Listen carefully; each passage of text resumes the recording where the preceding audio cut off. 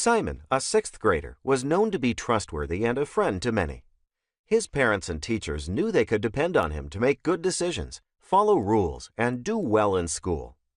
Simon was always on time for class, vice president of student council, the top of his group in science and math, and a valuable member of his school's soccer team.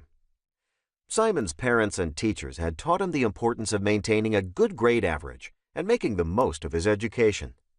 Thinking ahead to 7th and 8th grade, Simon studied, did his homework every day, and took pride in his grades.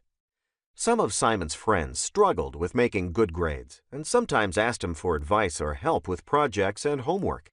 Simon didn't mind because he knew it was a way he could help others. One of his friends, Jeffrey, often asked for Simon's help. As the semester progressed, Jeffrey just couldn't get his homework done, couldn't complete projects, couldn't concentrate, and sometimes even fell asleep in class. Kids began to make fun of Jeffrey. Simon had been Jeffrey's friend for a long time and knew he was pretty smart, but he couldn't figure out what was wrong. One day, after Jeffrey's part in a group project caused a failing grade, Jeffrey confided in Simon that he was spending a lot of time gaming. He told Simon he stayed up late at night playing one particular game, known to be the ultimate video game for kids. Though known to be educational and fun, he just couldn't put it down. Simon, angry about the failing grade, asked Jeffrey if his parents knew how much time he was spending on the video game. Jeffrey shook his head no, said he wanted to tell them and, more than anything, wanted to get more sleep so he could do well in school again. That day, Simon suggested they both go see the school counselor and get some ideas for how best to help Jeffrey.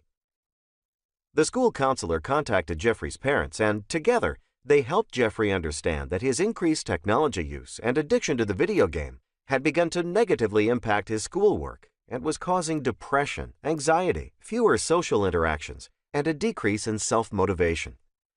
Over time, Jeffrey learned to be trustworthy again with technology. He agreed to signing a contract with his parents on how often to use technology and asking permission for which apps, sites, and video games to access. Simon suggested the two of them form a 6th grade technology leadership council in their school to help inspire and guide other students to use technology responsibly and become model digital citizens. As a 6th grader growing up in the digital age, it is important to know that the plugged-in life of tweens and teens, if not monitored, can become overwhelming.